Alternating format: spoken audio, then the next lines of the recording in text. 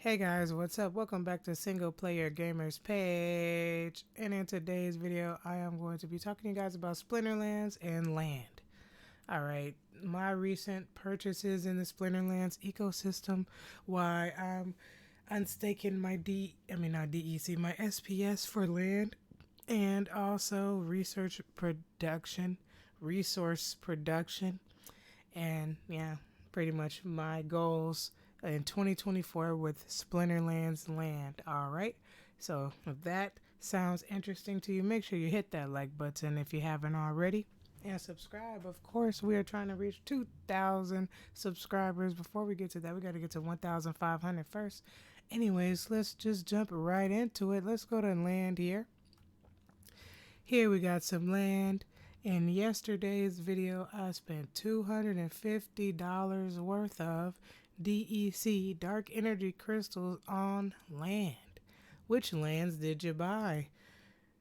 Single player, the lands that I bought were here, Tract 4 in Ravenwood. So, you down in 133, yeah, you know me. You down in 133, yeah, you know me. Let's go over here to Ravenwood. We're going to click Tract 6. This is where my original 9 lands are when I bought them. When the game when Splinterlands dropped land, $20 each, and then I bought 4 more. Well, 5 more actually. So welcome to Tract 4, everybody. Tract 4, here we have some jungle lands.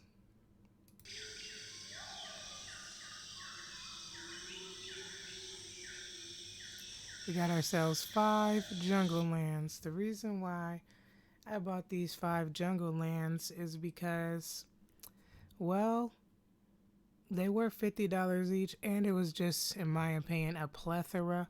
And I do that with quotations of my own thinking from my own mind, because there really is not, there's not a lot for sale. There wasn't a lot of land for sale in comparison to some other tracts in Pretoria. So I was thinking, if I buy those 5 lands, then there's only going to be 2 for sale. And I put these 2 up for sale. 2 of these jungle commons, if they sell, then that's amazing. If they don't sell, it's okay, because I definitely will use this land to create what I need to create in Splinterlands. Well, I'm going to try, because I want to be self-sufficient in Splinterlands land. And I know that nobody can create everything by themselves. Everybody's going to need the help of the entire region in order to create the cards and the spell cards and whatever. And I do need to read more of The Secret of Pretoria white paper, and I like to do that on my channel. But anyways, yeah, so I just bought it so I can contribute, and I just want different plots as much as possible. So yeah, I put this up here for sale for $169. Again, if it sells, that's great. If it doesn't sell, it is what it is, because what it is an NFT utility. And it's a video game, and it's a game that I like to play. All right, so that's that. And I know in my other videos I said I wasn't going to spend my hard-earned fresh capital on grain, and I didn't spend it on grain. All right, so shout out to Ooh for helping out this channel and sending us some grain, 60,000 grain, because I needed $51 worth of grain in order to complete it and switch that thing over in Harkton to a grain farm instead of a research farm. So research is pretty expensive, because if you do not have multiple lands in order to produce research or whatever else you want to produce besides grain, it's going to cost hard-earned fresh money. And with DEC being the peg at whatever it is, to where 51,000 DEC equals 51 USD, that is a lot of money. So, anyways, I didn't sit here and buy DEC when it was under peg. Last year DEC was well under peg. What does that mean to anybody who doesn't know crypto? That just means, okay, a peg means this is where the price is supposed to be and stay at. So if something is pegged to the dollar, then the coin is supposed to be equivalent to $1. So this is pegged to, I think, a penny or something. So this is like 12,000 pennies right here, or 1,200. I don't know. I'm not good at math, everybody. My apologies, but this is equal to $12,000. I mean, ooh, I wish not quite yet, y'all. $12.47 and an eighth. You know what I mean? That's the math on that. But anyways, I had 33,000 SPS here, and I decided to unstake the SPS because I wanted to buy land. And look at that, SPS is going up. So I'm thinking about not unstaking it. But I mean, you guys, I had SPS staked since I held the land. So what is that, like 2 years of holding this SPS? So it's okay to take profit. I'm telling myself it's okay to take profit. So technically, untechnically, not really technically, because technically I had to buy land, right? But I sat here and I bought land for $20 each. So it's $180 for 9 lands. For $180 worth of 9 lands. I don't know why it just doesn't show. Oh, it's over here. Here we go. For these lands right over here, $180. I was able to make, at the time, it was a lot more when SPS was higher. But I mean, I made 33,000 SPS before I unstaked it. And that's a lot of hodling. And so with that profit, that's just pure straight profit from the game, everybody. I decided to spend it on cards. I unstaked half of it. Now, a lot of people are still hodling SPS. I don't blame them. A lot of people have a lot of money, a lot of DEC. Like me, I have some money, and this is the money that I have allocated. I have money allocated to Splinterlands, and then I have money that's not. Just like everybody else, we all have our own income, and this is my gameplay. So like, I had to unstake.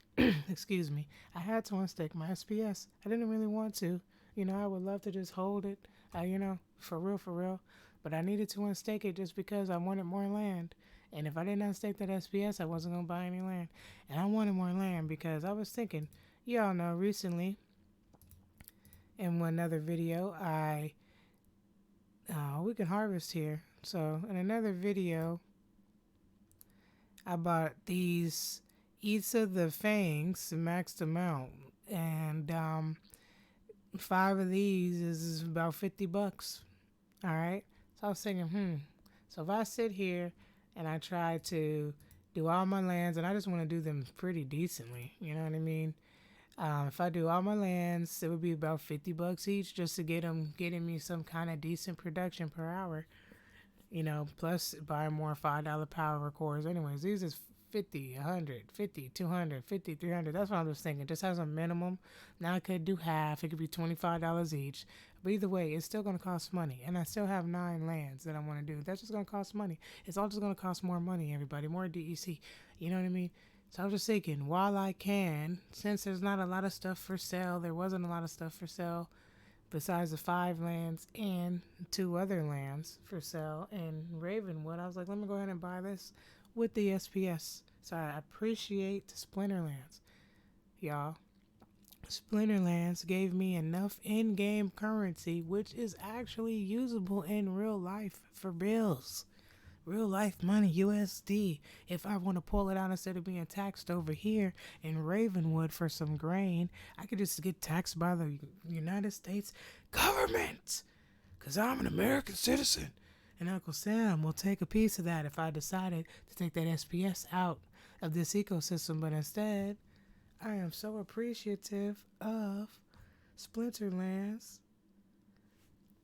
And it's amazing. I was like, you know what? I'm going to go ahead and buy that. So I went ahead and bought it. So that's why I bought that and unstaked some SPS. Now I'm going to let you know what are we doing with this land. Now we have 14 lands over here in Ravenwood, right? So we got 14 lands in Ravenwood. What do we got here? We got 1 bog. Now we have 2 bogs. We have, let's see, 1, 2, 3, 1, 2, 3, 4, 5. We have 5 rivers. So 5 rivers, 1 bog. Now this is a river, 6 rivers. 1, 2, 3, 4, 5, 6. Ooh, 7 rivers? And we can do better now. Let's see. Let's try to make this a little easier. Lake, river. I'll get all the beautiful rivers of Ravenwood. Let's go to my track that I'm on right here. I guess I could just do the one I owned. Alright. 1, 2, 3, 4, 5, 6, 7. We have 7 rivers. So if we go here to the Secret of Pretoria white paper, phases 2 buildings, we'll talk about resource production. And here, on the resource production buildings may only be constructed on land plots which contain the appropriate resource. For example, mines can only be constructed on mountain, badlands, and caldera terrain as those contain ores. Simply, a sole extractor may only be constructed on a magical land plot that contains reclaimed souls, and an outpost may only be constructed on an occupied land plot. The full list of resource production buildings and plots on which they can be constructed is shown below. All resource production buildings also contain a relatively small amount of storage space for food resources as well as the resource that they produce. All resource production buildings have a total of 10 different levels. As they level up, the amount of resource produced per unit of production increase along with the amount of storage space provided. In the case of the mine building, there is also increased chances of finding higher rarity ores in that higher levels. Mines. Alright. Oh my gosh. So a mine is only... Okay, so mines can level up. Anyways, well, what do we have? What are we working with? We can only go with what the market allows. So we got here... Where is the river at? Farm, river. We can build ourselves farms in 2024. Hopefully, soon enough. In Splinterlands, I know 2024. Here in Splinterlands, next year, my plan is to make sure we can build ourselves farms so we can get grain in Ravenwood. And Ravenwood is just built on lakes. It's a big old lake. So... there we go. Ravenwood is just a big old lake. Well, we got a lake. All that light blue is the lake.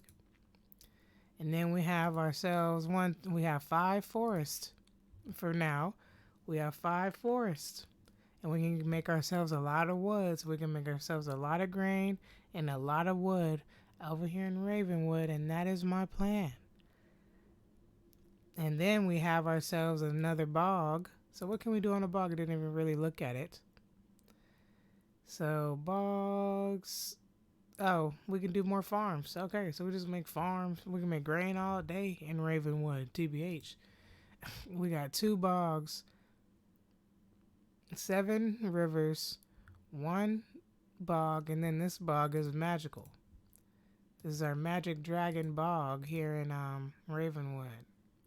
So I'm not going to be doing any bogging over here for grain. This is definitely going to give us... what will this give us? So resource refinement. Let's see. Magical dragon. We'll get ourselves our helio stones over here in 133 Ravenwood. That is our that's my 2024 goal. Ravenwood all day. You know what it is. Hashtag 133 up in here. So we can build ourselves an obsidian obelisk and get ourselves helio stones because we have ourselves a magical dragon land. Awesome! I think that's amazing. Shout outs to Splinterlands. So, and farm. And that's just Ravenwood, y'all. So Ravenwood, that's my goal. I'm also going to let y'all know. Let's go ahead and harvest while we out here. Let's see if we get ourselves one of these rare totems. Rare, legendary, common, any type. We got ourselves some magical grain. Great. So let's go back. Ravenwood. We got 2 grain farms here. So yeah, I just decided to buy more land because the land is only 150,000 land. Now some of these cards are definitely more rare than that, than the land. But I mean, there's less. So like there's 150,000 land, but there's only so many rare lands, and there's so many like magical lands, and there's so many magical dragon lands. There's so many magical earth lands. You know, then there's the occupied lands. You know, that could price could drop. Like let's say people eventually just I don't know. Like let's say the price will drop. It's always good to watch the markets. In my opinion, this is not financial advice. This ain't even gaming advice. If y'all have some gaming advice, make sure you leave it down in the comment section. So we also got Harkton over here. So over here in Harkton, we're making grain. I have a whole bunch of fire cards. Let's go ahead and pay this grain. Get this grain over here. We're just harvesting grain. All right, making sure we can get something. Eventually, I'm going to make this into research. So this is my magical grain caldera, um, pristine northwest territory. And here, if calderas are able to make, calderas can make ores. So we can mine ores here. And I have 2 caldera plots. But one is for grain and one is for research. So this is also a caldera plot. This is not for research. So my question is to myself and to you all, maybe I have suggestions. It's like, should I buy more land here? Of course I want to buy more land here. But my total focus, not my total focus, my main focus is Ravenwood. Since I already have 9 lands in that Ravenhood, nah, not just that, but I own a legendary land and an epic land here.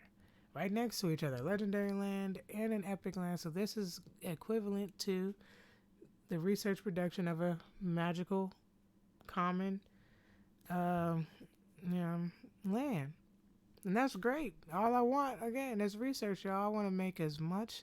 I guess the overall message of this video is single player gamer wants as much research as possible. And single player gamer doesn't want to put in new money to do it. But I see all you got to do after you buy land is make grain farms. Then you can feed all your workers as much as possible. So I think the next step that we can do on this channel is just try to get all of our land started and just like at least built out. Like how this land, this epic land is going to take 7 more days until it's done, and I'm not using any time crystals, so I think this is a good time to just throw a card on a land and just develop it. And that's going to be some near-term goals of Splinterlands land, and I'm very, very excited. Hope y'all are too, because I really, really love this game. This game's great. I love it. Anyways, I really do, and that's me fangirling. Okay. Anyways, thanks a lot for watching, y'all. Hope y'all enjoyed this video. Make sure y'all hit the like button if you haven't already and subscribe. And I'll see you in the next video. Thanks a lot for watching, y'all. I appreciate the views. Hope y'all are sharing it out as well. Peace out.